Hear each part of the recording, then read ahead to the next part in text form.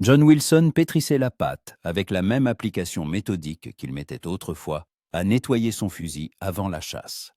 Ses paumes s'enfonçaient dans la masse souple, la retournaient, puis s'y plongeaient à nouveau.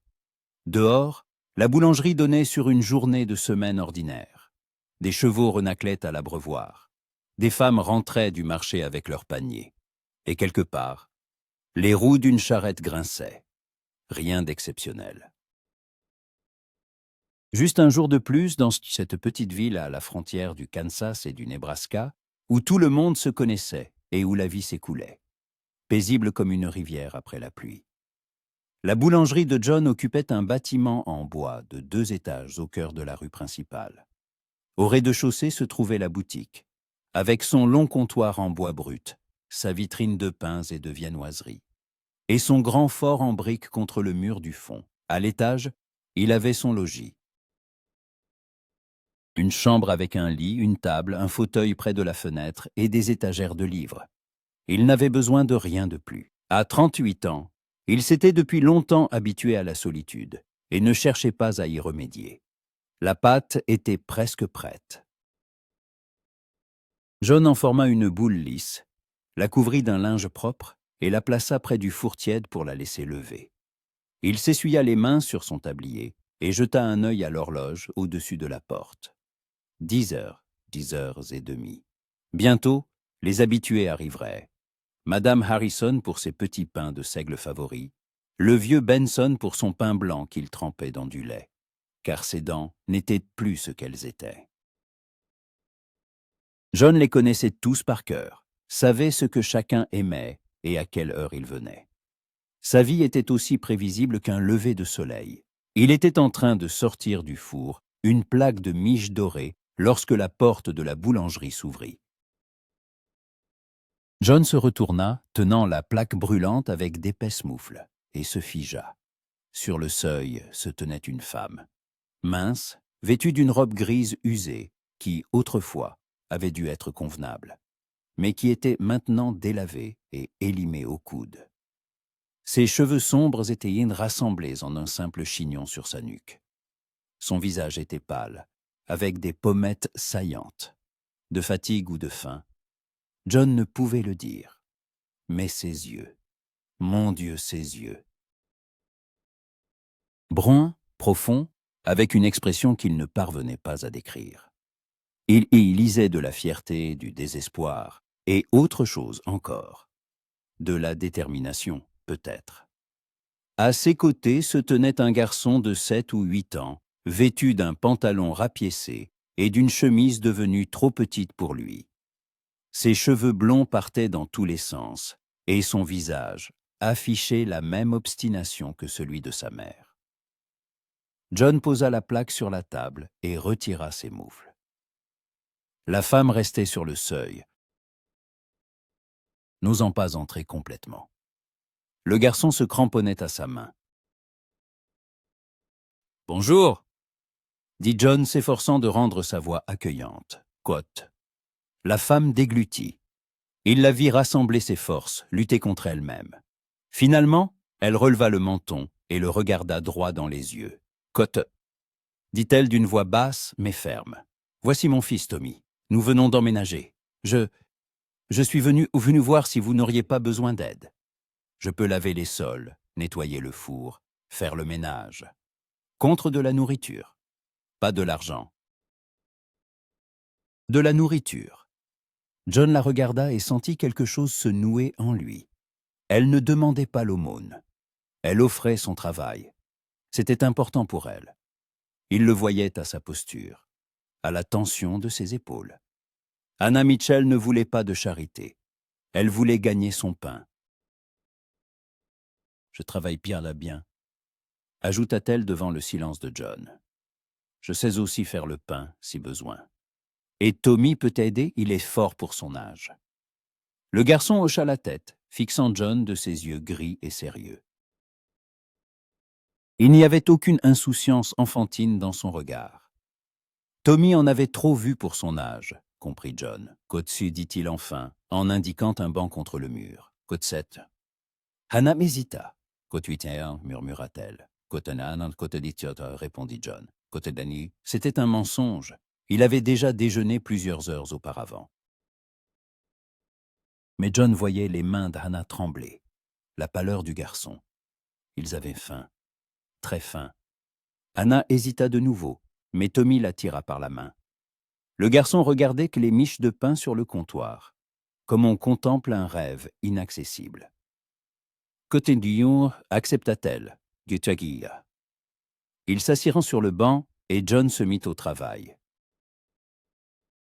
Il coupa d'épaisses tranches de pain encore tièdes, sortit du beurre et du miel du garde-manger, et versa du lait frais dans des tasses. Il posa le tout sur un plateau et le leur apporta.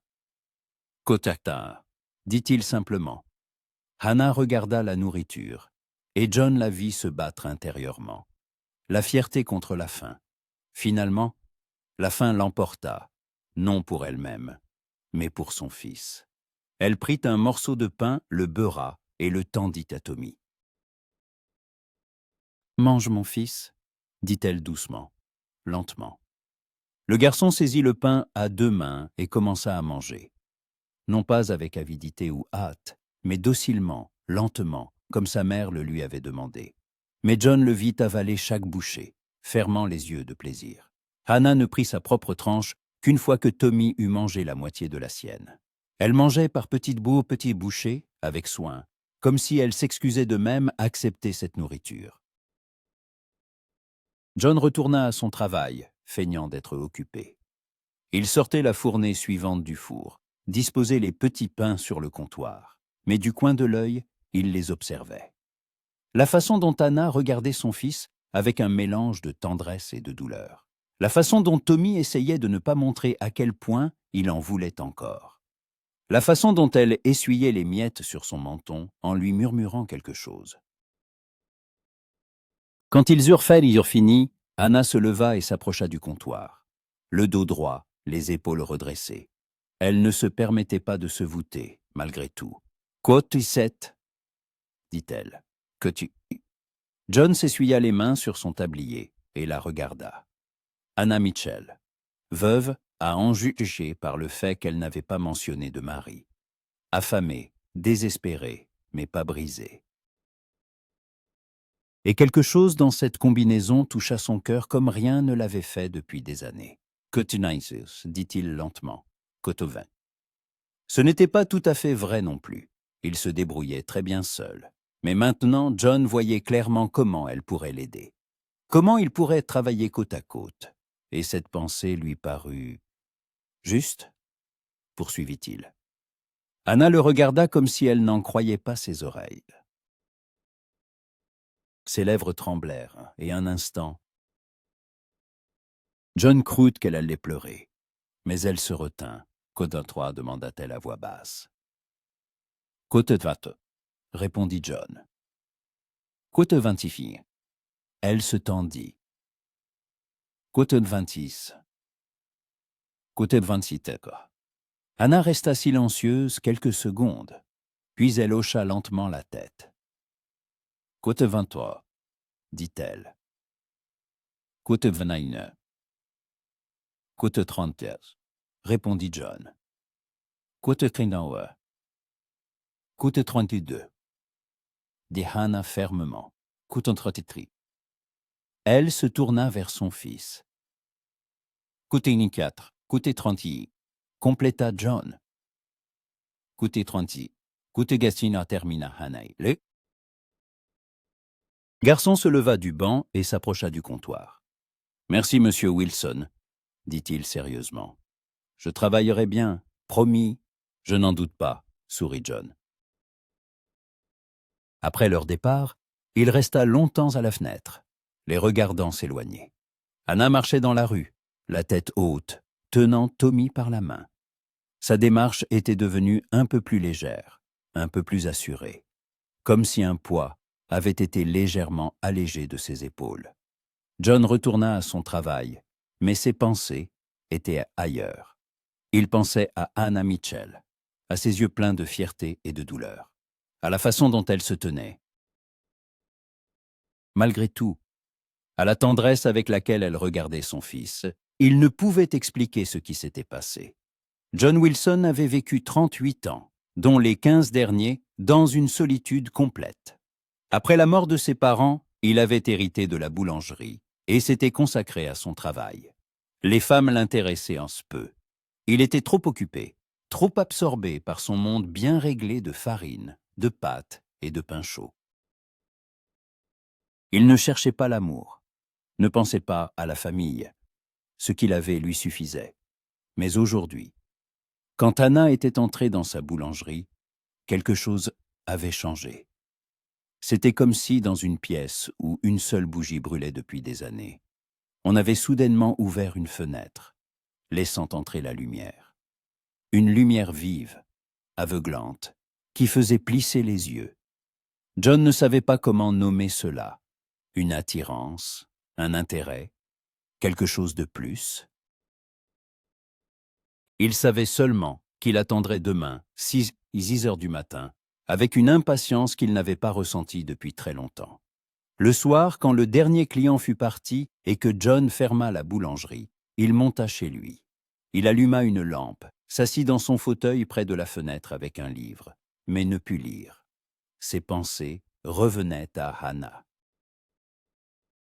Il se remémorait chaque détail. Comment elle s'était tenue sur le seuil, hésitante. Comment elle gardait le dos droit malgré la faim et la fatigue. Comment elle regardait son fils, avec un tel amour que John en avait eu mal. Que lui était-il arrivé? Où était son mari? Pourquoi se trouvait-elle dans une telle situation? John comprenait qu'il n'avait aucun droit de poser ces questions. Il la connaissait à peine, mais la curiosité le rongeait, et avec elle, le désir d'aider. Pas par pitié, pour autre chose, qu'il ne comprenait pas encore. Il se leva et s'approcha de la fenêtre. En bas, la rue était vide et sombre. Seules les lanternes du saloon et du bureau du shérif brillaient. La ville s'endormait, et John restait là, à penser à cette femme aux yeux bruns et à ce garçon aux pantalons rapiécés. Demain, se dit-il, demain, elle viendra, et il pourra en apprendre davantage. Pour l'instant, il devait se coucher et dormir. La journée de demain serait longue. Mais quand John se mit au lit, le sommeil ne vint pas. Il resta dans le noir, écoutant le silence, et pensa. Il pensa que sa vie, si prévisible et si bien réglée, venait de basculer, comme une charrette qui aurait quitté l'ornière familière pour s'engager sur une nouvelle route. Où elle le mènerait, John l'ignorait. Mais pour une raison quelconque, il n'avait pas peur. Le lendemain matin, il se réveilla plus tôt que d'habitude. Il se lava, s'habilla et descendit à la boulangerie.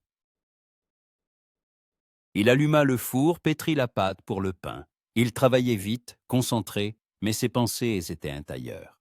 Il se surprit à regarder l'horloge. 5h30. 6 heures étaient encore loin. Viendrait-elle? Peut-être avait-elle changé d'avis. Peut-être avait-elle trouvé un autre travail. Ou décidé qu'elle n'en avait pas besoin.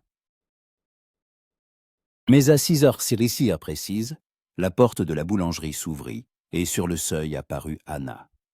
Dans la même robe grise, mais propre, repassée. Ses cheveux étaient soigneusement coiffés. Son visage était pâle, mais déterminé. Tommy se tenait à ses côtés, sérieux et silencieux. « Côté 41, dit Hannah. Côté 42, et John sourit. Côté 43, répondit-il. Côté 44. Les 3 premiers jours, Anna travailla en silence. Elle arrivait à 6h pile. Déjeunait rapidement et sans un mot de trop, puis se mettait au travail.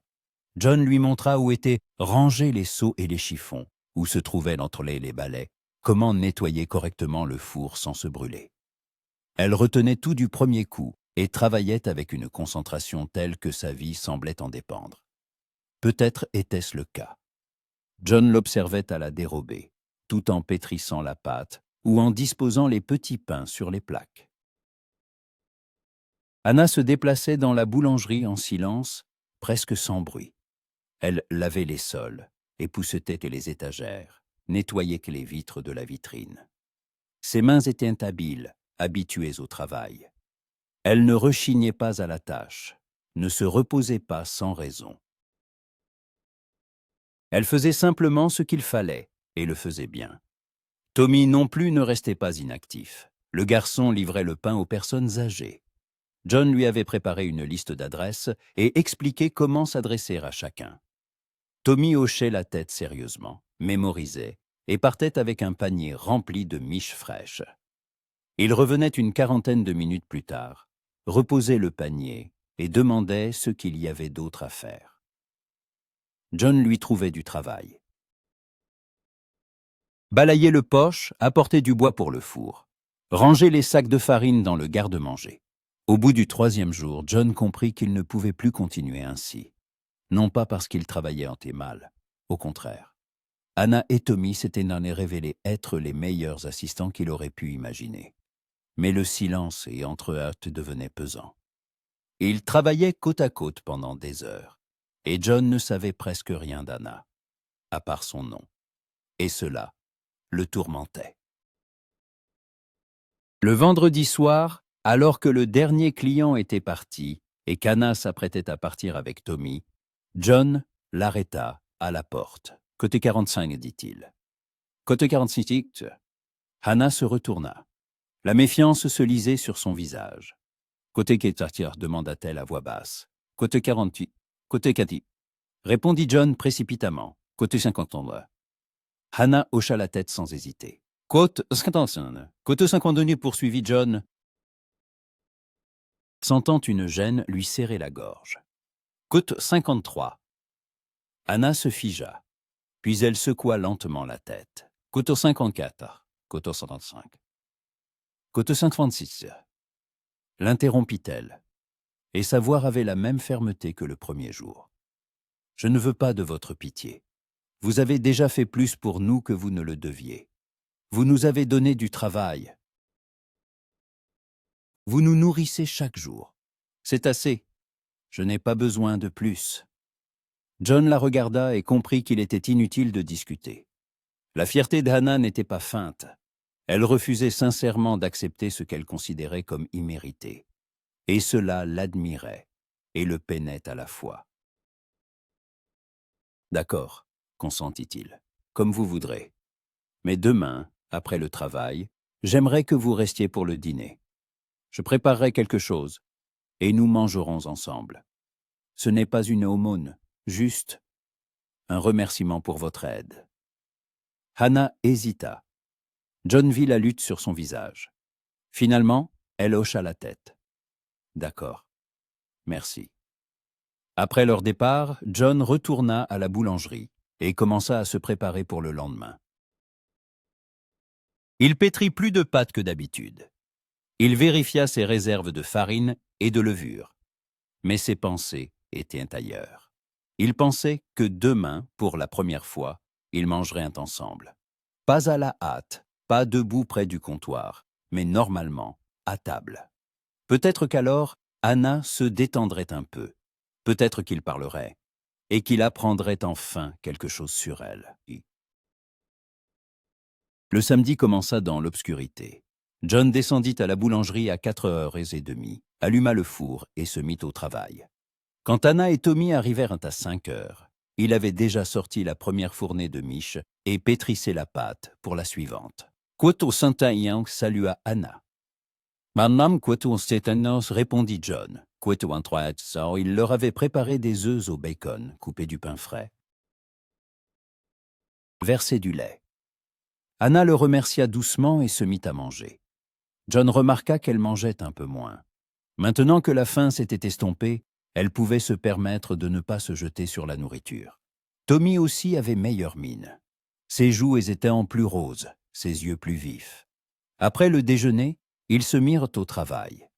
Hannah lavait les moules à pain pendant que John disposait la pâte. Ils travaillaient en silence, mais c'était un silence différent, non pas tendu, mais calme, studieux. John sentait sa présence à ses côtés et se surprit à apprécier cette sensation. À 8 heures, à l'ouverture de la boulangerie, des rangées impeccables de miches de pain de seigle et de pain blanc, de brioches à la cannelle et de tartes aux pommes garnissaient le comptoir. John contempla cette abondance et réalisa qu'il avait cuit plus que prévu. Beaucoup plus. Les clients commencèrent à arriver immédiatement. Le samedi était jour de marché, et les gens affluaient des fermes environnantes. Les fermiers achetaient du pain pour toute la semaine, les femmes prenaient des brioches paisses pour les enfants, les vieillards faisaient des provisions de miches. John avait à peine le temps de servir tout le monde, de peser, d'emballer dans du papier, d'encaisser l'argent. Anna se tenait à l'écart, près du four, mais John la voyait observer. Son regard était attentif, scrutateur. Elle mémorisait comment il interagissait avec les clients, ce qu'il prenait, comment il procédait. Vers midi, le comptoir était à moitié vide. John s'essuya le front avec la manche de sa chemise. La chaleur du four et la foule rendaient l'air étouffant. Anna lui tendit silencieusement un verre d'eau. Il la remercia d'un regard et but d'une traite. « Vous faites toujours autant de pain le samedi ?» demanda-t-elle à voix basse. John secoua la tête. « Non, moins d'habitude. Mais aujourd'hui, j'ai décidé d'en faire plus, au cas où. » C'était de la vérité, mais pas toute la vérité. John ne pouvait pas avouer qu'il avait cuit autant de pain parce qu'il voulait qu'Anna et Tommy aient de quoi rapporter à la maison. Beaucoup. Pour que cela leur suffise toute la semaine. Pour qu'ils n'échinent pas faim. À 3 heures de l'après-midi, la boulangerie se vida. Le dernier client parti, John accrocha le panneau, côte des slicks à la porte. Il se retourna et vit qu'il restait encore pas mal de pain sur le comptoir. Une vingtaine de miches, une trentaine de brioches. « Voilà, » dit-il en s'adressant à Hannah. Quote 60. Anna hésita. Elle n'était jamais montée dans son logement. Mais Tommy se précipitait déjà vers l'escalier. Le garçon était curieux, et la perspective de voir quelque chose de nouveau l'attirait. « Tommy » appela Anna sévèrement. « Tiens-toi bien. »« Oui, maman » répondit docilement le garçon. Ils montèrent. John vit Hannah inspecter sa chambre. Modeste, propre, avec un minimum de meubles.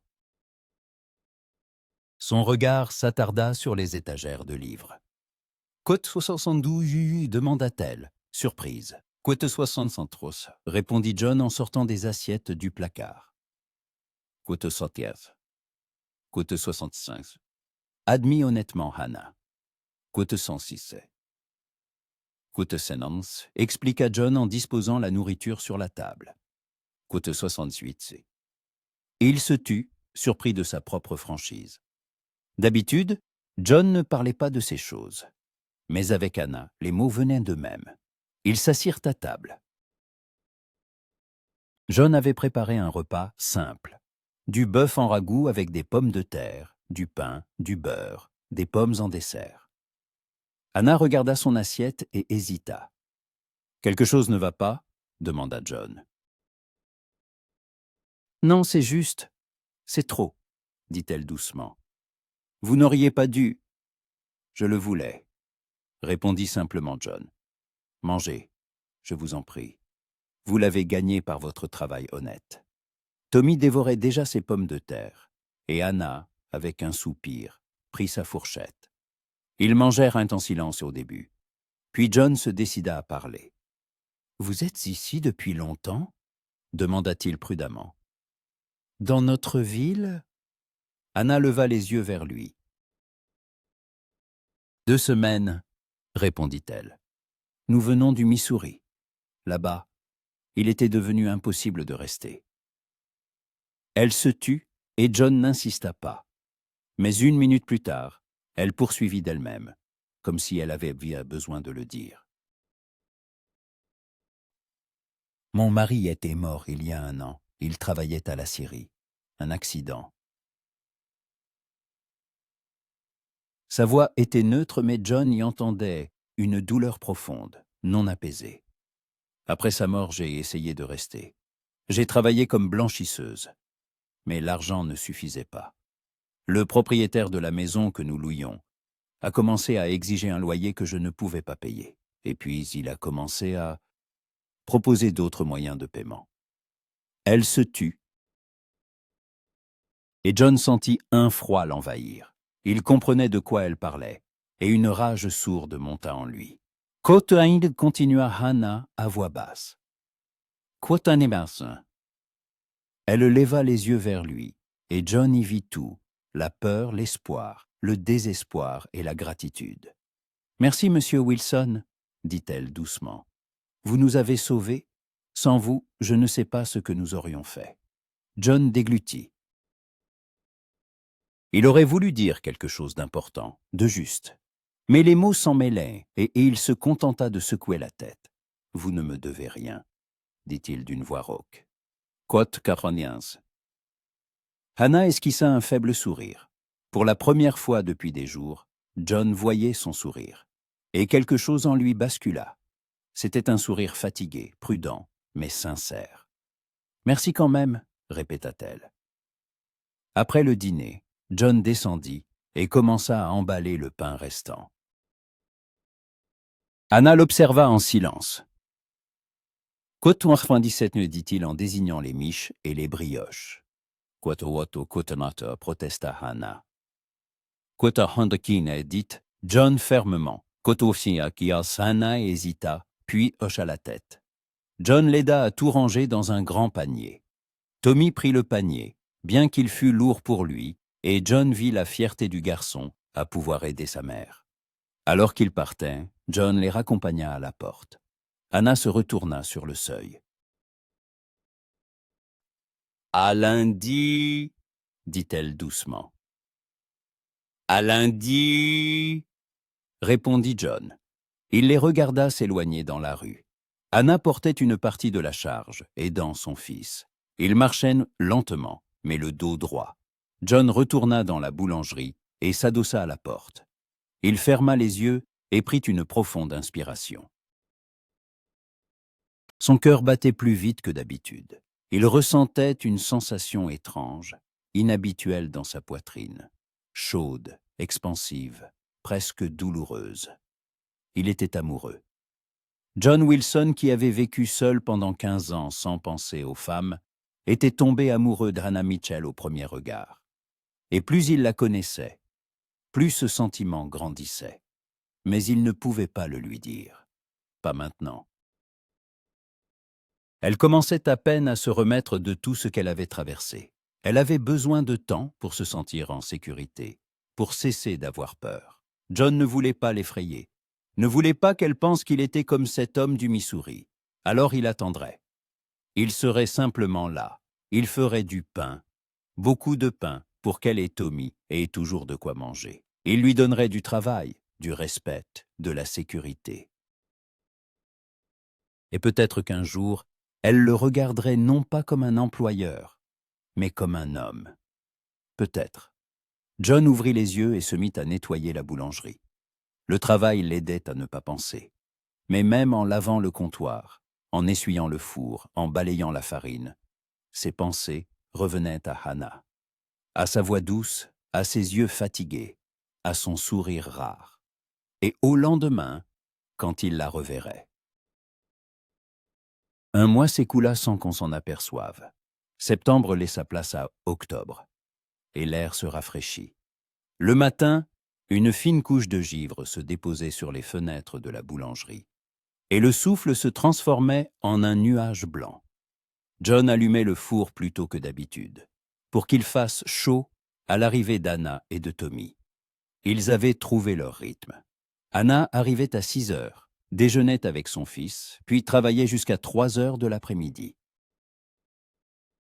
John s'efforçait de ne pas montrer à quel point il attendait ces heures matinales. Comment il tendait l'oreille au grincement de la porte. Comment son cœur s'accélérait quand elle entrait. Il travaillait simplement à ses côtés, lui apprenant à faire le pain, partageant les secrets du métier. Hannah se révéla être une élève douée. Ses mains étaient agiles, sensibles à la pâte. Elle apprit vite à déterminer si elle était suffisamment pétrie, s'il était temps de l'enfourner. Quand la sortir, John la regardait travailler avec la farine et la levure, et pensait qu'elle était faite pour ça, pour créer quelque chose de simple, de bon, de nécessaire aux gens. Le mercredi de la 3e semaine d'octobre, John lui apprenait à faire des petits pains de seigle. Anna se tenait près de la table, les manches retroussées. Elle avait couvert ses cheveux d'un foulard, et une traînée de farine marquait sa joue. John le remarqua et s'interrompit. « Comment encore, dit-il. Anna leva la main et essuya la mauvaise joue. John sourit. « Côte s'enseigne, l'orienta-t-il. Elle essaya de nouveau, mais manqua encore sa cible. John ne put résister. Il s'approcha, sortit un mouchoir propre de sa poche et essuya délicatement la farine de sa joue. Ses doigts effleurèrent un instant sa peau, chaude, douce. Anna se figea, le regardant avec des yeux écarquillés. « Côte miao, dit John doucement en reculant. Son mot cotogan 7. Cotogan 18, murmura-t-elle. Un silence s'installa entre eux, pas gênant, mais chargé, comme si l'air s'était épaissi. John retourna à son travail, sentant ses oreilles brûler. Il n'aurait pas dû faire ça. Trop proche, trop personnel. Mais il n'avait pas pu s'en empêcher. Tommy aussi avait changé ce mois-ci.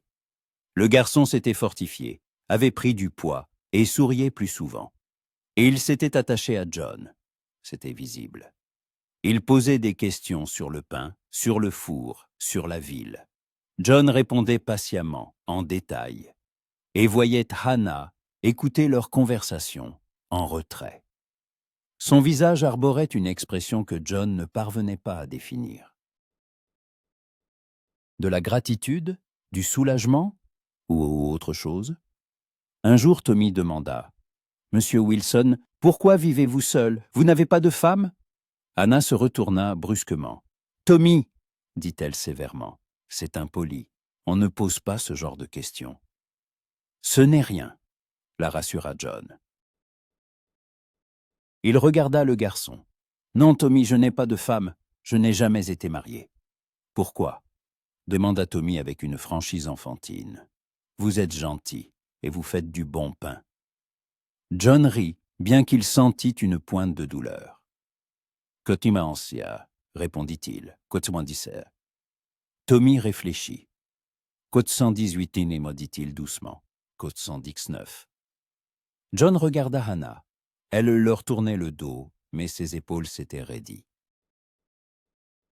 Il comprit qu'elle entendait chaque mot et luttait pour ne pas montrer sa peine. « Côte 121, » dit John au garçon. « Côte 121. » Tommy hocha la tête sérieusement. « Côte 102. »« Côte 139, » affirma John. Hannah se retourna. Ses yeux brillaient, mais elle ne pleurait pas. Elle adressa simplement un signe de tête à John, reconnaissant, chaleureux, et il comprit qu'il avait dit les mots justes. Le samedi matin, alors que John ouvrait la boulangerie, Sam Carter s'approcha de lui. Le propriétaire du saloon, un homme bourru d'une 50aine d'années, au visage rougeau et au ventre à bière. John ne l'appréciait pas, mais restait poli. Carter était l'un des hommes influents de la ville, et se quereller avec lui n'était pas judicieux. « Bonjour, Sam » salua John. « Qu'est-ce qui t'amène si tôt ?» Carter plissa les yeux en regardant Hannah, qui nettoyait la vitrine. « J'ai entendu dire que tu avais engagé une assistante, » dit-il fort. « Une petite veuve avec un enfant, c'est vrai ?»« C'est vrai, » répondit John sèchement. « Un problème. » Carter eut un petit rire. « Non, oh non, juste curieux. Une si jeune femme, travaillant pour un célibataire. Les gens parlent. » John sentit tout se contracter en lui. Il savait où Carter voulait en venir, et la haine monta dans sa poitrine. « Les gens parlent toujours, » dit-il d'un ton sec. « Quoton 132, quoton entré » ricana Carter. « Quoton un ton, quoton un enfant. » Le coupa John. Sa voix était plus dure qu'il ne l'avait prévu. « Quoton 136. » Carter leva les mains en un geste apaisant. « Quoton 137. »« Quoton 138, dit froidement John. Coach 39 de Carter le toisa d'un long regard. Puis, il hocha la tête. Compris. Désolé, John, je ne voulais pas t'offenser. Il tourna les talons et partit. John resta là, les poings serrés, essayant de calmer le tremblement de ses mains. La fureur ne l'avait pas encore quitté. Comment osait-il? Comment osait-il parler d'Hannah comme d'une marchandise? Quand dit une voix douce derrière lui. John se retourna. Hannah se tenait près de la vitrine, un chiffon à la main. Son visage était pâle. Mais ses yeux exprimaient de la gratitude. « Qu'est-ce demanda John. « Qu'est-ce acquiesça-t-elle. « Qu'est-ce dit fermement John. « Qu'est-ce Hannah resta silencieuse quelques secondes. Puis elle s'approcha lentement. « Monsieur Wilson ?» commença-t-elle doucement. « Je sais ce que les gens pensent de moi. Une veuve sans argent, qui travaille pour un célibataire. Je sais ce que ça a l'air. Et je ne veux pas vous causer de problème. »« Je n'ai pas de problème, » l'interrompit John, code 150. Hannah le regarda comme si elle le voyait pour la première fois. Il y avait quelque chose de nouveau dans ses yeux. Pas seulement de la gratitude, mais quelque chose de plus profond. De la confiance. Peut-être. Ou le début d'autre chose. « Vous êtes si bon avec moi, » dit-elle doucement. « Je ne comprends pas pourquoi. Qu'ai-je fait pour mériter cela ?» John voulut répondre. Il voulut dire la vérité. Qu'il était tombé amoureux d'elle au premier regard. Que chaque matin, il attendait son arrivée. Qu'il cuisait tant de pain non par nécessité, mais parce qu'il voulait qu'elle ait toujours de quoi rapporter à la maison. Qu'elle était devenue le centre de son monde, même s'il ne la connaissait que depuis 1 mois. Mais il ne le pouvait pas. Pas maintenant. Code 153, dit-il simplement. Code 153. Hannah cligna des yeux. Et des larmes perlèrent au coin de ses yeux. Elle se détourna rapidement, mais John eut le temps de les voir. « Quote 55 » dit-elle d'une voix rauque. « Excusez-moi. » Elle partit dans l'arrière-boutique et John resta seul. Il s'appuya contre le comptoir, ferma les yeux et respira profondément. Son cœur battait comme s'il avait couru 1 mile. Ses mains tremblaient. Il lui avait presque tout dit. Il s'était presque trahi. Il devait être plus prudent. Il devait se maîtriser. Mais chaque jour, cela devenait de plus en plus difficile. Le soir, après le travail, John rassembla comme d'habitude le pain restant pour Hannah. Mais aujourd'hui, il ajouta quelque chose de plus, un pot de miel de ses réserves, un morceau de fromage acheté au marché, un sachet de pommes qu'elle séchait. Il emballa le tout soigneusement dans le panier. Quand Hannah vit cela, elle s'arrêta. « Que te renseigne-t-il » dit-elle. « Que te renseigne-t-il qui a que tendre » répondit calmement John. « Que te renseigne-t-il » Hannah hésita. Puis elle hocha lentement la tête. « Que te renseigne-t-il » répéta-t-il. Et le nom sonna si naturellement, comme s'il l'avait prononcé toute sa vie. Elle sourit. Un vrai sourire chaleureux, sans ombre de tristesse. Et John sentit quelque chose s'élargir dans sa poitrine, se remplir de lumière. « Ça, à lundi, John, » dit Hannah. « À lundi, Hannah, » répondit-il. Après leur départ, John monta chez lui et s'assit dans son fauteuil près de la fenêtre. Il regardait la rue où le crépuscule s'achevait, colorant le ciel de teintes orange et rose. Il pensait à Hannah, à son sourire, à la façon dont elle l'avait appelé par son nom. Il était amoureux, désespérément, complètement amoureux. Et chaque jour, ce sentiment devenait plus fort, plus profond, plus inéluctable. John ne savait pas ce qui allait se passer. Il ne savait pas s'il pourrait un jour lui parler de ses sentiments. Il ne savait pas s'il avait la moindre chance d'être l'aimé en retour. Mais il savait une chose. Il serait là. Il la protégerait, prendrait soin d'elle, l'aiderait, sans rien attendre en retour. Parce que l'amour ne demande pas de paiement, il est, tout simplement.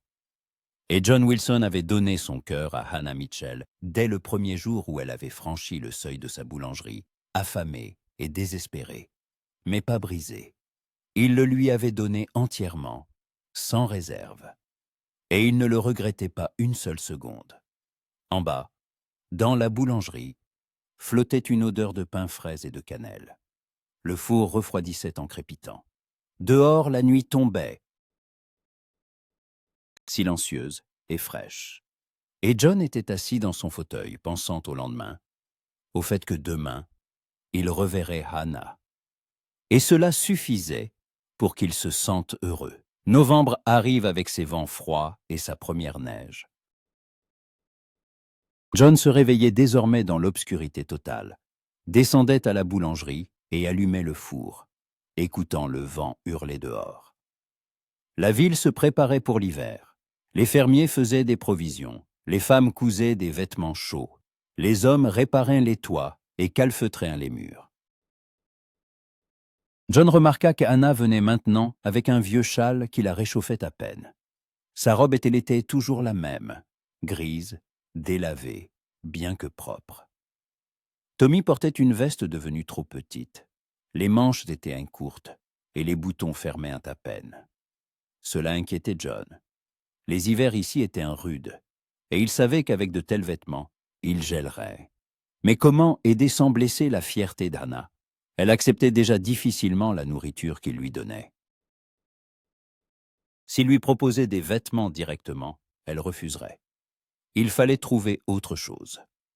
Le mardi de la 2e semaine de novembre, Mrs. Harrison entra dans la boulangerie, une femme âgée qui achetait son pain ici depuis que John avait ouvert.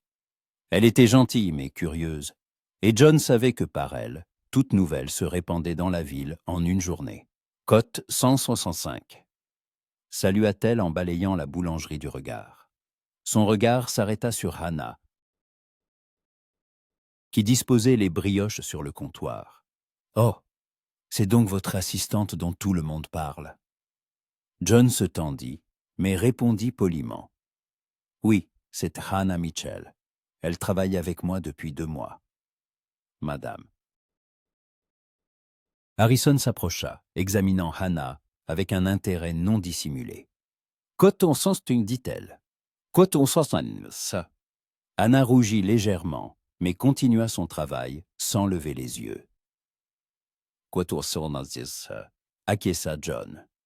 « Coton sens. » Mrs. Harrison prit ses habituels petits pains de seigle, pailla et se dirigea vers la porte.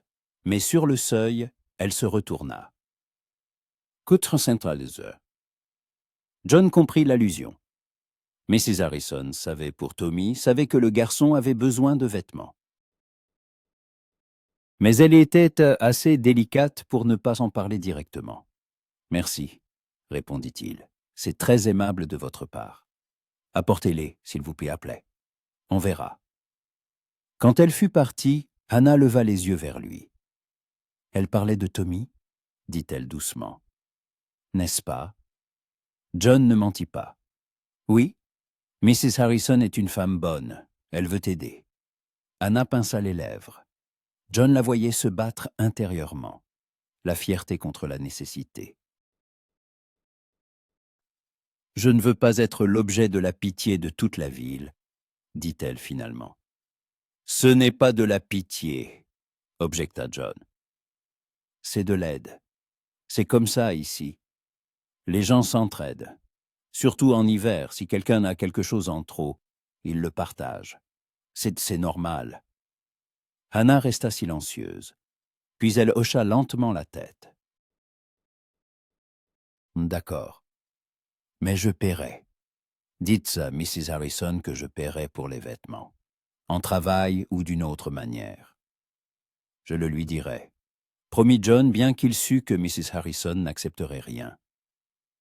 Le lendemain, Mrs. Harrison apporta un gros paquet de vêtements. John le déballa pendant que Hannah était dans l'arrière-boutique. Il y avait des pantalons chauds, des chemises, une veste doublée de fourrure, une écharpe, des gants. tout pour un garçon de 8 ou 9 ans. Et une autre chose, un châle de femme en laine épaisse, bleu marine, presque neuf. C'est pour la mère du garçon, dit Mrs. Hutchison à voix basse. J'ai vu comment elle est habillée, ce n'est pas fait pour l'hiver, qu'elle le prenne. Et dites-lui que ce n'est pas une aumône. Ce sont juste des choses dont je n'ai pas besoin et qui lui seront utiles. John la remercia de tout cœur. Quand Anna revint, il lui montra les vêtements. « C'est de la part de Mrs. Harrison, dit-il, pour Tommy et pour vous aussi. » Hannah prit la veste, passa ses doigts sur la fourrure. John vit ses mains trembler. « C'est beaucoup trop, murmura-t-elle. Je ne peux pas accepter ça. Mrs. Harrison a dit que vous pourriez l'aider avec la couture, mentit John. Elle a des rhumatismes, ses doigts ne lui obéissent plus très bien. Si vous acceptiez de venir chez elle une fois par semaine pour l'aider avec ses travaux d'aiguille, elle en serait ravie. C'est un échange équitable. Anna le regarda longuement. John ne détourna pas les yeux. Finalement, elle hocha lentement la tête. « Oh, d'accord, j'irai la voir. Dites-moi quand ça l'arrange. »« Je transmettrai, » promit John. Le soir, quand Hannah et Tommy partirent, le garçon portait la nouvelle veste. Elle lui allait parfaitement, et son visage rayonnait de bonheur. Hannah était emmitouflée dans le châle, et John remarqua comment elle le serrait contre elle, comme pour remercier chaque fil de ce tissu chaud. À la porte, elle se retourna. « Merci, John, » dit-elle doucement. « Pour tout. »« De rien, » répondit-il tout aussi bas. Mais après leur départ, John resta longtemps à la fenêtre, les regardant s'éloigner. Il sentait une chaleur dans sa poitrine. Non pas celle du four, mais autre chose. La conscience d'avoir pu aider. qu'Anna et Tommy n'auraient pas froid cet hiver. Qu'il avait fait quelque chose d'important. Le vendredi de cette même semaine, il se produisit un événement qui changea tout. La journée avait commencé comme d'habitude. Anna était arrivée à 6 heures. Ils avaient déjeuné, commencé à travailler. Tommy avait livré le pain au vieillard et était revenu vers 10 heures. Tout suivait son cours et rien ne laissait présager de problème. Mais vers midi, un garçon d'une 12aine d'années fit irruption dans la boulangerie. Essoufflé et agité. « Coton s'écria-t-il. John arracha son tablier et se précipita vers la porte. L'entrepôt de Miller se trouvait à 3 pâtés de maison, et si le feu se propageait, la moitié de la ville pouvait brûler.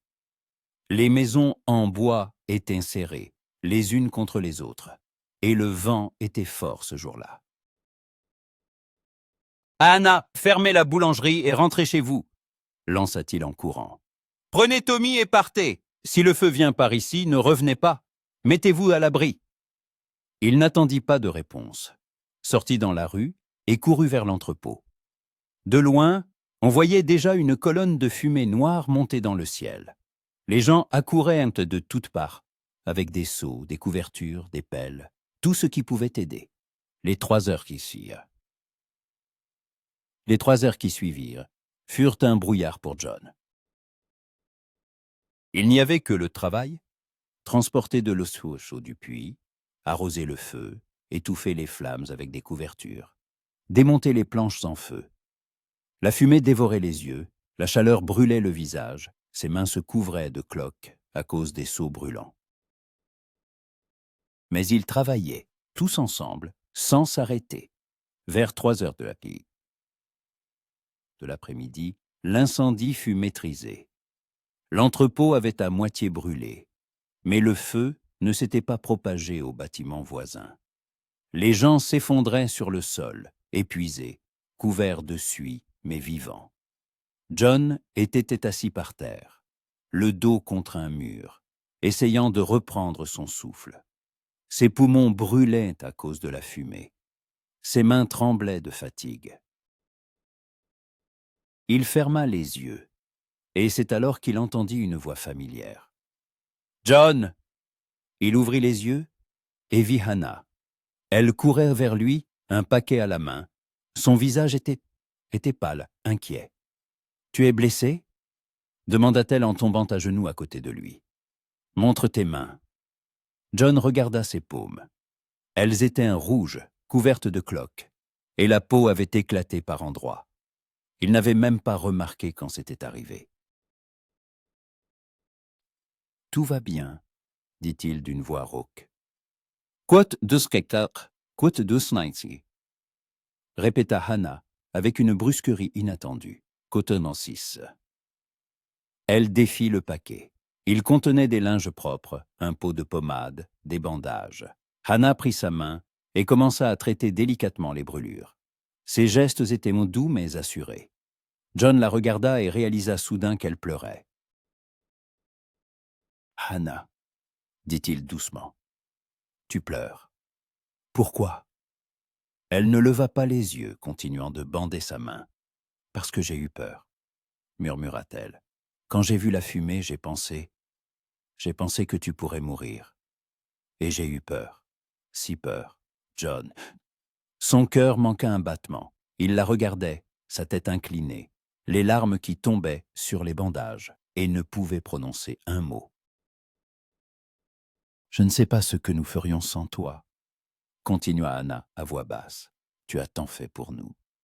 Tu nous as donné du travail. Tu nous nourris. Tu prends soin de nous. Tu es devenu très cher pour nous. Pour moi, ça aurait été insupportable qu'il t'arrive quelque chose. » Elle leva les yeux vers lui,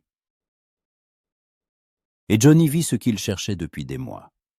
Pas seulement de la gratitude, pas seulement du respect, quelque chose de plus, quelque chose qui fit battre son cœur si fort qu'il entendit les pulsations dans ses oreilles. « Hannah » commença-t-il, mais sa voix se brisa. Elle secoua la tête. « Ne dis rien, juste, promets-moi d'être prudent, s'il te plaît. »« Je te le promets, » dit John d'une voix rauque.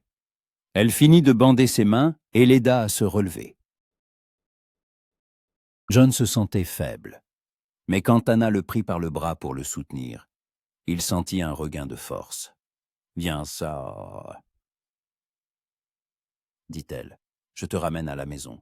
Tu as besoin de te reposer. » Ils marchèrent lentement dans la rue. Hannah ne lâchait pas son bras, et John ne voulait pas qu'elle le lâche. Tommy marchait à leur côté, sérieux et silencieux, jetant parfois des regards inquiets à John. Arrivée à la boulangerie, Hannah l'aida à monter et l'installa dans le fauteuil. « Code 218, dit-elle. Code 219. » John voulut protester, dire qu'il se débrouillerait, mais les mots ne venaient pas. Il restait assis, regardant Hannah s'affairer dans sa petite cuisine, faire bouillir de l'akio, couper du pain. Elle se déplaçait avec assurance, comme si elle avait toujours vécu là, comme si c'était sa maison. Et John pensa que ce serait merveilleux si c'était vraiment le cas. Hannah lui apporta du thé au miel et une assiette de pain et de fromage.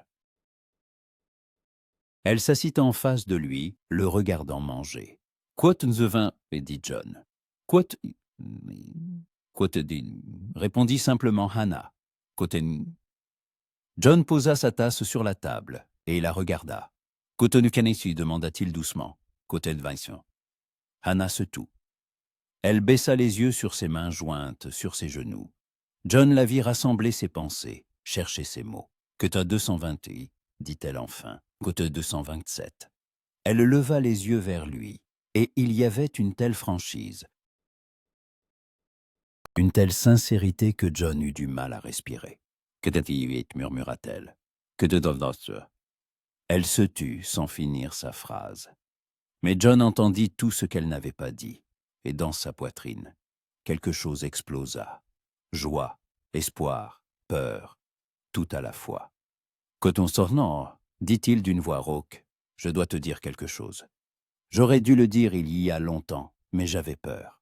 Peur de t'effrayer, de te faire fuir. Mais maintenant, après tout ça, je ne peux plus me taire. » Elle le regardait sans ciller. « Je suis tombé amoureux de toi, » dit John. Simplement, honnêtement, sans fioriture. Dès le premier jour où tu es entrée dans ma boulangerie, affamée, épuisée, mais si fière, si forte, tu es entrée, et quelque chose en moi a changé. Comme si toute ma vie, j'avais attendu ce moment précis, toi. Je ne cuisais pas tant de pain par nécessité, mais parce que je voulais que tu aies toujours de quoi rapporter à la maison. Je ne t'apprenais pas le métier parce que j'avais besoin d'aide, mais parce que je voulais être près de toi. Chaque matin, je me réveillais en attendant 6 heures, ton arrivée, et chaque soir, je me couchais en pensant à toi. Anna porta une main à sa bouche. Les larmes se remirent à couler sur ses joues. Mais cette fois, John ne savait pas si c'était de joie ou de peine. Poursuivit-il. Côte 35, le silence s'installa entre eux. John était assis, serrant le bras du fauteuil de sa main valide, et attendait. Son cœur battait si fort qu'il était sûr qu'Anna l'entendait. Finalement, elle parla. Sa voix était basse, tremblante. Dit John. L'interrompit-elle. Non, tu devais le faire, parce que je ressens quelque chose aussi. Je ne peux pas appeler ça de l'amour, pas encore. C'est trop tôt, trop effrayant. Mais quand je te vois, je me sens en paix. Quand je travaille à tes côtés, je me sens en sécurité. Et aujourd'hui, quand j'ai pensé que je pouvais te perdre, John, j'ai eu si mal que j'ai compris. Tu m'es devenu cher, très cher. Peut-être même plus que je ne suis prête à l'admettre. John la regarda, et dans ses yeux, il y avait de l'espoir, prudent, timide, mais vivant. Côte de Cédarantin, demanda-t-il doucement. Anna se leva, s'approcha de lui.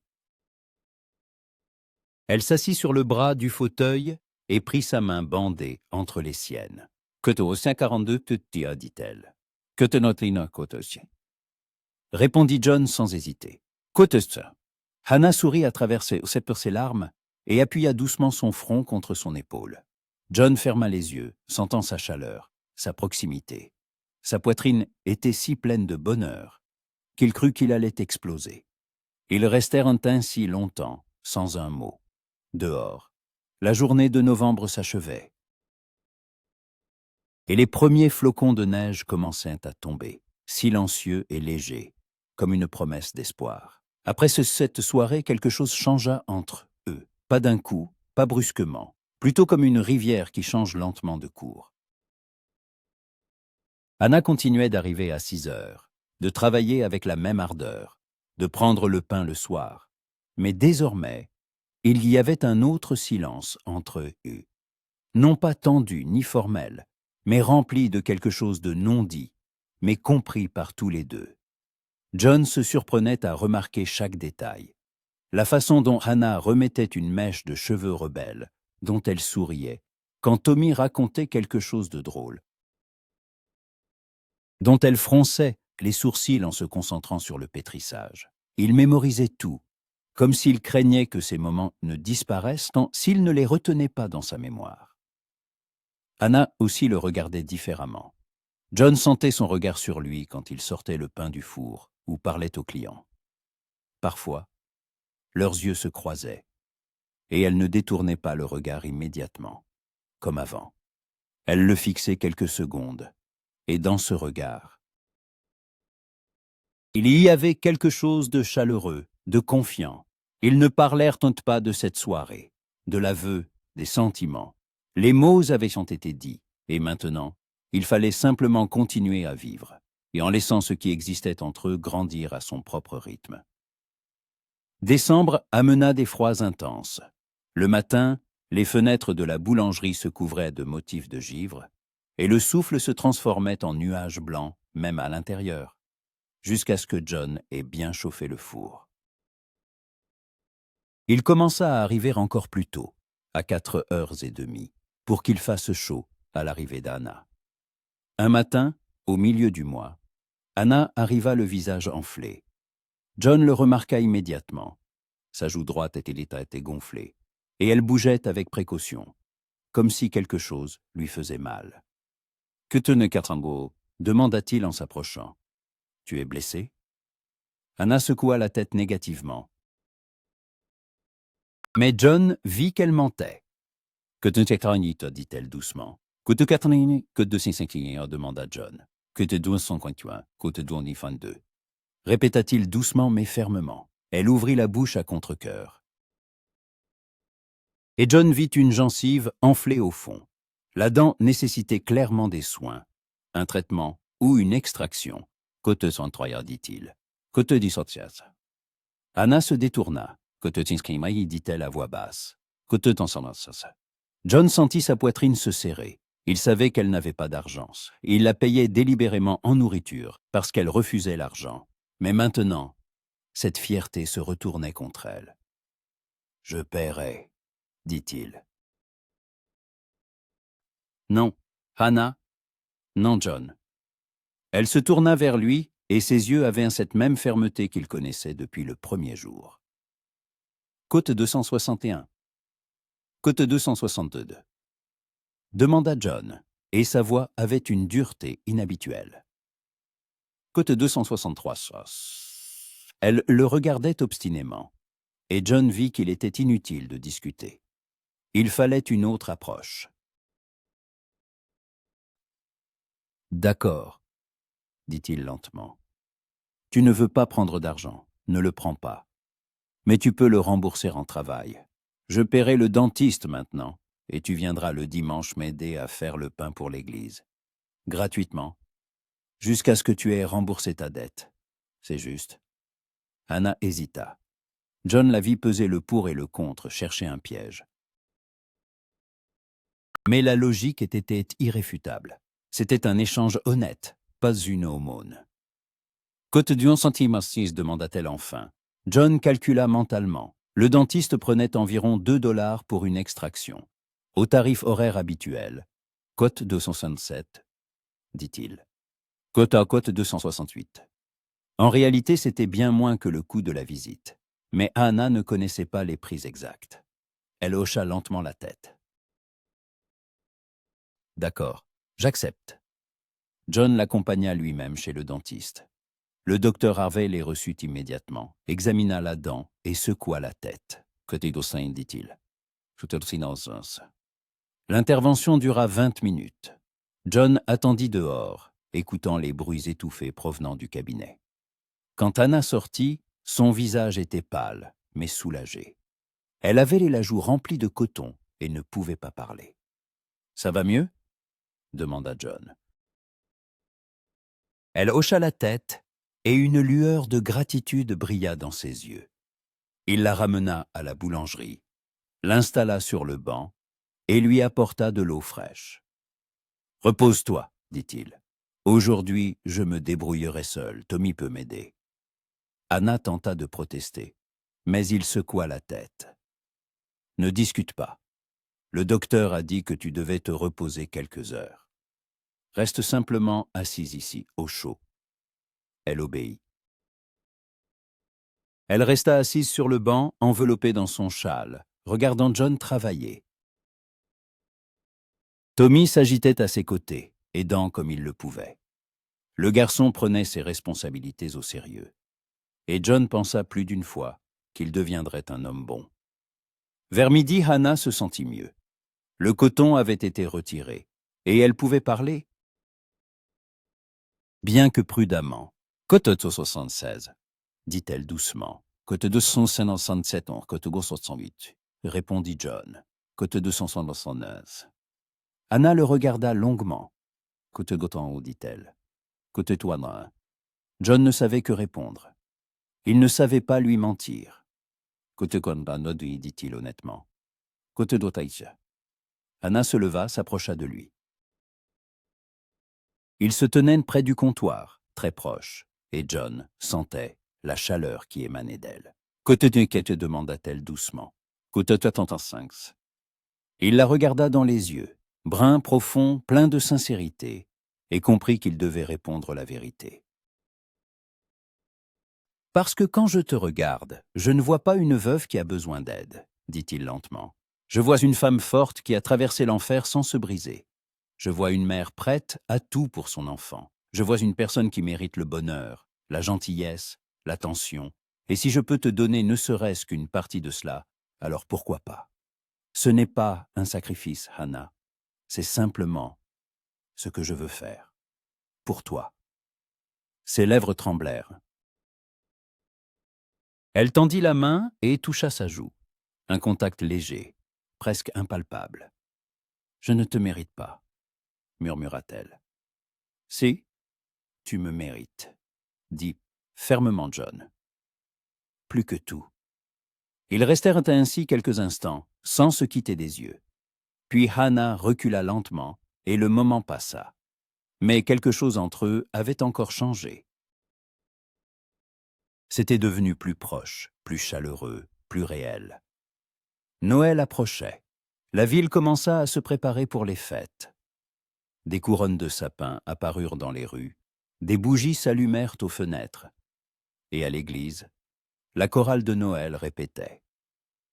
Chaque année, John cuisait un pain spécial pour la fête, sucré, avec des raisins secs et de la cannelle, qu'il distribuait aux pauvres et aux personnes âgées seules. Cette année, il prévoyait d'en faire 2 fois plus, et pas seulement à cause de la fête. Un soir, une semaine avant Noël, John monta chez lui et sortit une vieille boîte du placard. À l'intérieur se trouvaient les affaires de sa mère, les quelques objets qui restaient après sa mort. Il ouvrit la boîte et commença à trier son contenu. Un foulard, une barrette, un livre de prière et... le voilà. John sortit un petit paquet, déplia le tissu. Dans sa main, il tenait une broche, simple mais élégante, en argent, en forme de feuille, avec une petite pierre bleue au milieu. Sa mère la portait à les jours de fête, et John se souvenait de son éclat sur sa robe quand ils allaient à l'église. Il regarda longuement la broche, la faisant tourner entre ses doigts. Puis il la remballa soigneusement et la glissa dans la poche de son gilet. Il devait réfléchir, décider si ce qu'il avait en tête était juste. Le dimanche avant Noël fut clair et glacial. Hannah arriva tôt le matin, comme promis, pour aider à la cuisson pour l'église. C'était son premier dimanche sur 4, pour rembourser la visite chez le dentiste.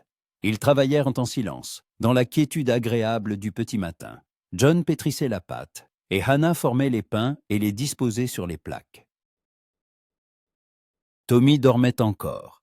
Hannah l'avait laissé à la maison, pensant que par un tel froid, il valait mieux que le garçon dorme plus longtemps. « Côte-ton demanda Hannah en désignant les rangées de pain.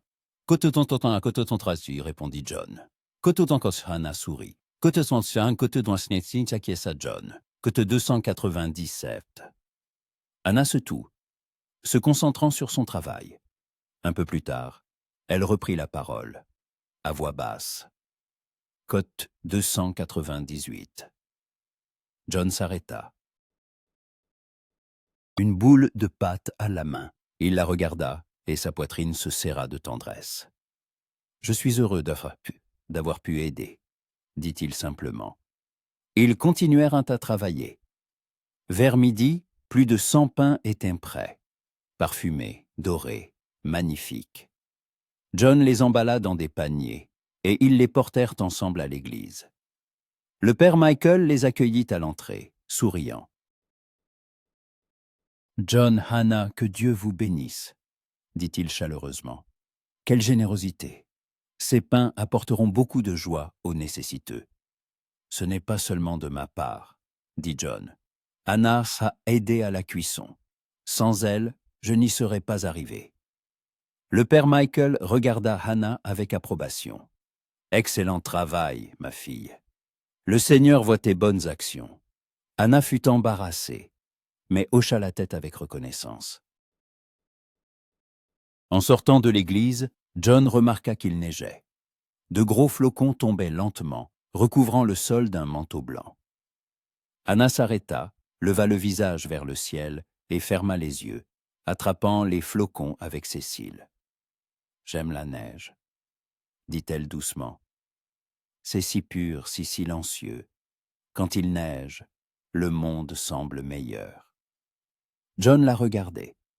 Les flocons dans ses cheveux, le sourire sur ses lèvres, cette rare expression de paix sur son visage.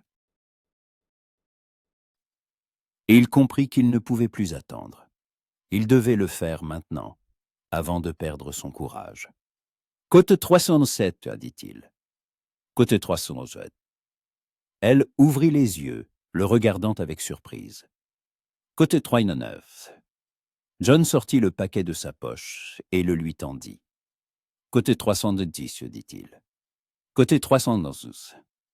Anna prit le paquet de ses mains tremblantes. Déplia le tissu. Elle vit la broche et se figea. Côte 312, murmura-t-elle. Côte 300, dit-il doucement. Côte 300. Anna regardait la broche et des larmes se mirent à couler sur ses joues. Des larmes silencieuses, lentes, non de douleur, mais d'autre chose. Personne ne m'a jamais rien offert d'aussi précieux, dit-elle d'une voix tremblante.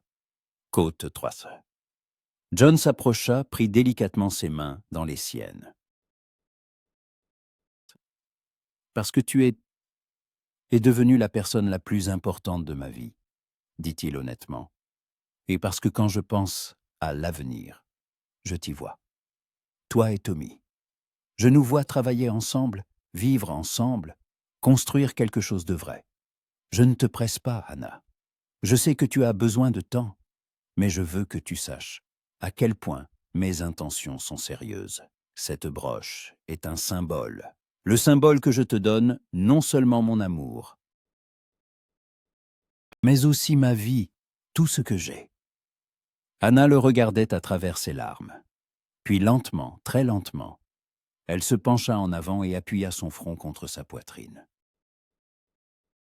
John la serra doucement dans ses bras, craignant de l'effrayer, de briser ce moment fragile. « Côte-toi-na » murmura-t-elle. « Côté-toi-na, côté-toi-na » que répondit doucement John. « Côté-toi-na » Anna releva la tête, le regarda dans les yeux. « Côté-toi-na » dit-elle. « Côté-toi-na, côté-toi-na » répondit John. Anna sourit à travers ses larmes et se serra plus fort contre lui. Ils restèrent ainsi au milieu de la chute de neige, enlacés. Et John sentit que quelque chose dans son cœur trouvait enfin sa place. Ce n'était pas une déclaration d'amour, ni une promesse d'éternité. C'était un commencement. Le commencement de quelque chose de vrai, de profond, construit sur la confiance et le temps. Et John savait qu'il était prêt à parcourir ce chemin, aussi long soit-il. Et ils passèrent Noël ensemble. John invita Hannah et Tommy à dîner chez lui, et elle accepta. Il prépara tout ce qu'il put. Une dinde rôtie, des pommes de terre, des tartes, et bien sûr son pain de Noël spécial. Tommy était ravi. Le garçon n'avait jamais vu une telle abondance de nourriture, et ses yeux brillaient de bonheur. Hannah était assise en face de John, et sur sa poitrine scintillait la broche en argent. Elle l'avait mise, et c'était plus important que n'importe quel mot. Après le dîner, ils restèrent assis près de la fenêtre, regardant la neige et parlant. De la vie, des rêves, de l'avenir. Tommy s'endormit dans le fauteuil, et John le couvrit d'une couverture. « Merci pour cette soirée, » dit Hannah doucement. « C'est le meilleur Noël depuis des années. »« Pour moi aussi, » répondit John. « Le premier Noël où je ne suis pas seul. » Hannah prit sa main et la serra. « Tu ne seras plus jamais seul, » dit-elle. « Je te le promets. » Et John la crut, parce que dans ses yeux, il y avait cette sincérité qui ne laissait place à aucun doute. L'hiver cédait lentement sa place, comme à contre-cœur. Février fut particulièrement rude. Tempête de neige, gelée, routes si enneigées que parfois, personne ne sortait de chez soi pendant des jours. Mais dans la boulangerie de John, il faisait toujours chaud. Le four brûlait dès l'aube, remplissant la pièce de chaleur et de l'odeur du pain frais. Et Hannah venait, quel que soit le temps. Au fil des mois, ils étaient devenus plus qu'un employeur et son assistante. Mais moins qu'un mari et sa femme. Quelque chose d'intermédiaire, d'indéfini, mais de réel. John ne cachait plus ses sentiments, et Hannah cessait de s'écarter lorsque leurs mains se frôlaient au travail. Ils parlèrent de tout, du passé, des rêves, des petites choses chotitillos du quotidien. Tommy appelait John Monsieur John, mais sa voix trahissait l'affection que les enfants portent aux personnes proches. Cependant, aucun d'eux ne prononçait les mots qui officialiseraient leur relation.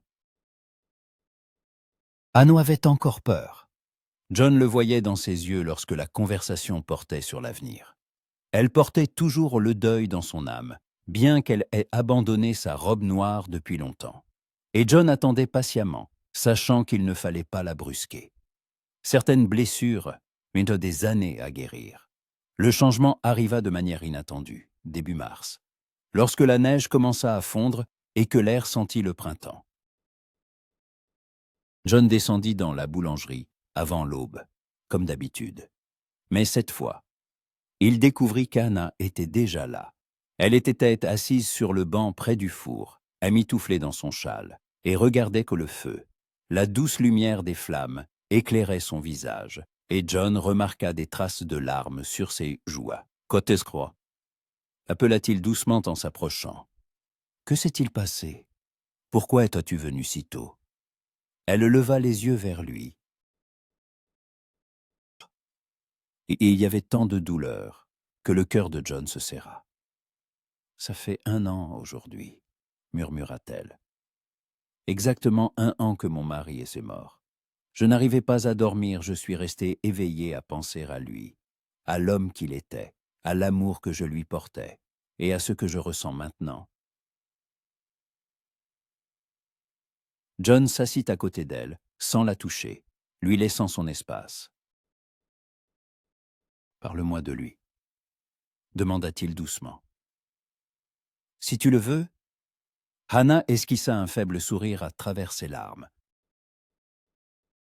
Il s'appelait Daniel. C'était un homme simple. Il travaillait à l'acierie, ses mains étaient toujours calleuses.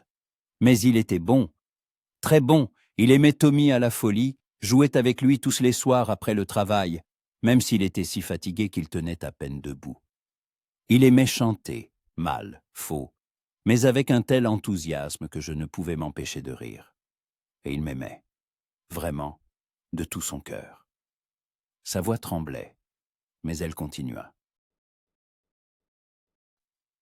Quand il est mort, j'ai cru que j'allais mourir aussi, que je ne pourrais pas vivre sans lui. Les premiers mois, je n'ai fait qu'exister. Me lever, nourrir Tommy, me coucher. Je ne ressentais rien d'autre que le vide. Et puis je suis venu ici, et je t'ai rencontré. Elle se tourna vers John, et ses yeux exprimaient quelque chose de nouveau, de la détermination, peut-être. « Tu sais ce qui est le plus terrible ?» murmura-t-elle. « Je commence à l'oublier, pas complètement, mais les détails, le son de sa voix, la façon dont il riait, et ça me fait peur, John. Parce que si je l'oublie, qu'est-ce que ça dit de moi, de mon amour pour lui ?» John prit délicatement sa main. « Ça dit que tu es vivante, » dit-il doucement, « que tu continues à vivre, malgré la douleur. Oublier les détails, ce n'est pas une trahison, Hannah. C'est juste la vie. On ne peut pas s'accrocher si fort au passé qu'on ne puisse plus avancer. Mais je me sens coupable, avoua-t-elle. Parce que maintenant, quand je pense à l'avenir, je ne pense pas à Daniel. Je pense à toi, à nous, et ça me semble mal. » John serra sa main plus fort. « Aimer à nouveau ne signifie pas moins aimer celui qui est parti, » dit-il à voix basse. « Le cœur ne fonctionne pas comme ça. Il ne remplace pas un amour par un autre. Il s'agrandit, simplement, pour contenir plus. Daniel fera toujours partie de toi, partie de Tommy. Mais ça ne veut pas dire que tu ne peux pas être heureuse à nouveau. Il aurait voulu que tu sois heureuse. Tout homme qui a vraiment aimé sa femme le voudrait. » Anna le regarda longuement, et les larmes coulaient sur son visage. Mais ces larmes ne contenaient pas que de la douleur. Il y avait aussi du soulagement. « Je t'aime, John, » murmura-t-elle. « C'est la première fois que je le dis à voix haute, et ça me terrifie. Mais c'est la vérité. Je t'aime. Pas comme j'ai aimé Daniel, différemment. Mais pas moins, et je ne veux plus avoir peur de ça. Le cœur de John battait si fort qu'il était sûr qu'elle l'entendait. Côte 352. Répondit-il d'une voix rauque. Je t'aime depuis le tout premier jour, et je t'aimerai pour le reste de ma vie. Anna se pencha en avant et appuya son front contre son épaule. John la serra dans ses bras, la sentant trembler. Ils restèrent ainsi longtemps, jusqu'à ce que les premières lueurs de l'aube perçant à travers les fenêtres. Après ce matin-là, quelque chose changea définitivement. Anna ne gardait plus ses distances. Elle souriait plus souvent, riait plus facilement. Parfois, lorsqu'ils travaillaient côte à côte, elle touchait sa main, son épaule, juste comme ça, sans raison, simplement pour se rappeler, et lui rappeler, qu'il était là. Tommy remarqua le changement. « Maman est plus heureuse ?» dit-il un jour à John, alors qu'ils livraient le pain ensemble. « Qui t'es 300 quand même ?» John sourit. « Que t'es 306, que t'es 307. » Acquiesça sérieusement le garçon. Puis, après un silence, il ajouta plus bas, côté 358. John s'arrêta et le regarda. « Et toi, qu'en penserais-tu, si j'épousais ta mère ?» Tommy n'hésita pas une seconde, côté 360. John s'accroupit pour être à la hauteur du garçon. « Tommy, je veux que tu saches que si j'épouse ta mère, ça ne veut pas dire que j'essaye de remplacer ton père. Personne ne peut le remplacer. Il était ton papa, et il le sera toujours. Mais je peux être une autre personne qui t'aime et prend soin de toi, si tu me le permets. » Tommy le regarda de ses yeux gris et sérieux. Puis, de manière inattendue, il serra John dans ses bras, fort, comme un enfant. « Je vous le permets, » murmura-t-il. « Je veux que vous soyez ma famille. » John le serra en retour, sentant une boule se former dans sa gorge. À cet instant, il comprit qu'il aimait ce garçon comme le sien, qu'il voulait être pour lui non seulement un ami, mais un père, un vrai père. Mi-mars, lorsque la dernière neige eut fondu et que la terre commença à revivre, la ville célébra une fête. Le jour de la fondation de la ville, une tradition respectée chaque année. Une foire était organisée sur la place principale. Des musiciens jouaient, les gens dansaient, mangeaient, riaient. John ferma la boulangerie pour la journée et se rendit à la fête avec Anna et Tommy. Ils se promenèrent entre les étals, regardèrent les marchandises, mangèrent des tourtes chaudes. Tommy courait devant, fasciné par tout ce qu'il voyait, tandis que John et Anna marchaient côte à côte. Leurs mains se frôlaient parfois, par hasard, et chaque contact réchauffait le cœur de John. Le soir, la musique commença, et les gens se mirent à danser. John regarda Anna. Elle sourit, embarrassée, dit John en lui tendant la main. Côté de cette, Anna posa sa main dans la sienne. Et ils se dirigèrent vers la piste de danse improvisée. John la prit par la taille, délicatement, et ils commencèrent à bouger au rythme de la musique, maladroitement au début, puis avec de plus en plus d'assurance. Anna riait quand il lui marchait sur le pied. John s'excusait, mais continuait de danser. Autour d'eux, d'autres couples tourbillonnaient. La musique jouait, les torches brûlaient, mais John ne voyait qu'elle, son visage éclairé par la lumière du feu. Ses yeux, le regardant avec une telle tendresse.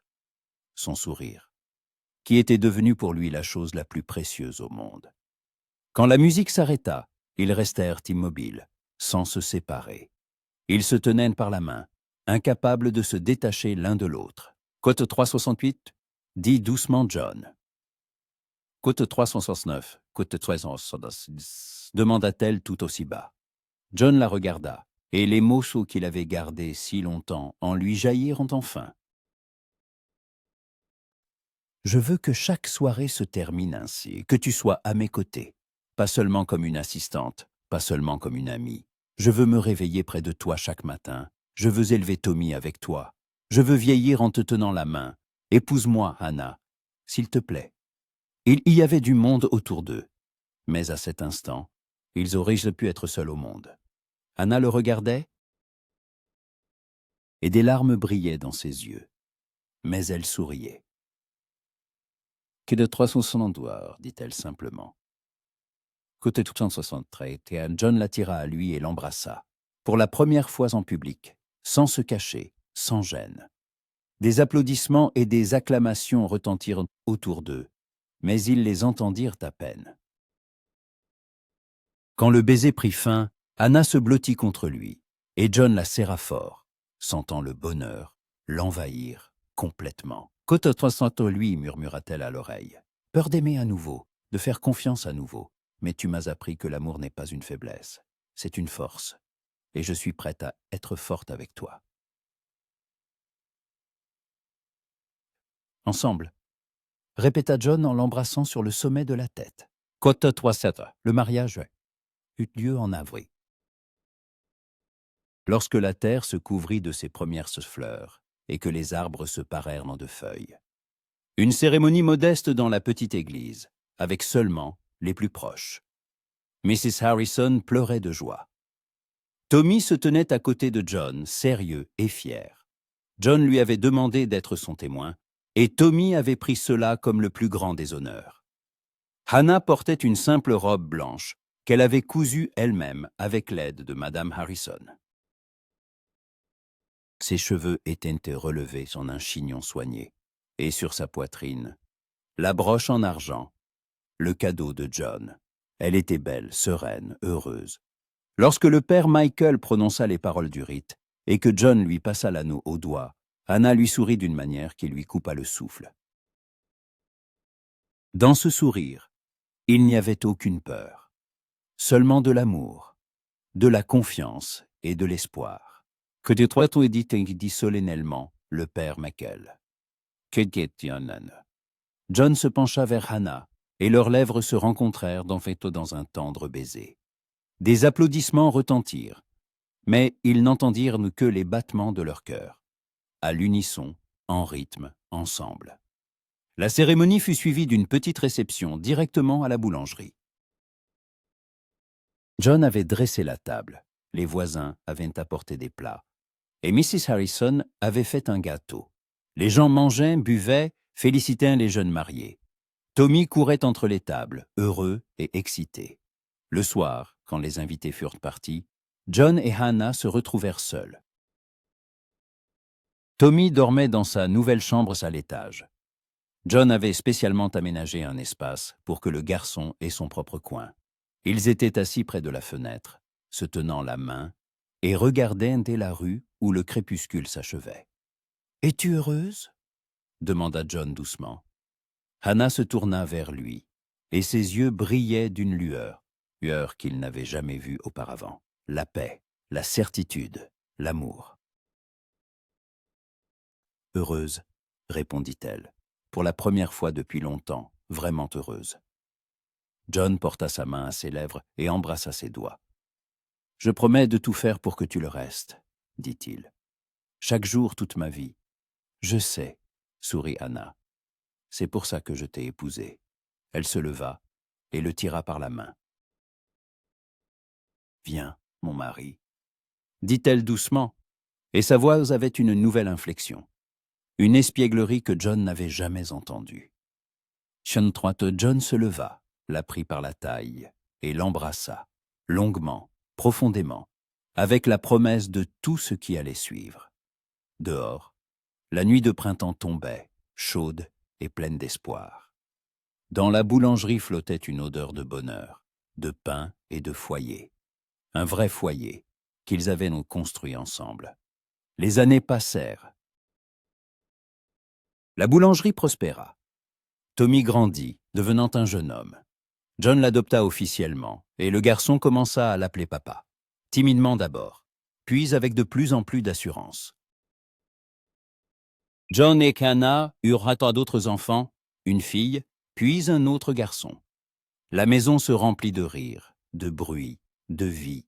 Mais même bien des années plus tard, quand les cheveux de John commençaient à grisonner et que des rides se dessinaient au coin des yeux d'Hannah, il se réveillait chaque matin à ses côtés et pensait à ce premier jour, à cette femme affamée et à son fils qui était entré dans sa boulangerie et avait tout changé, au jour où il lui avait donné son cœur. Et elle l'avait accepté et l'avait gardé. Parfois, le soir, quand les enfants dormaient et que tout était rangé dans la boulangerie, ils s'asseyaient près de la fenêtre, au même endroit que lors de leur première nuit de noces. Ils se tenaient la main et se souvenaient. Côte 389 demanda un jour Hannah. Côte 336. Côté 315. Car Saint John l'embrassa sur la tempe.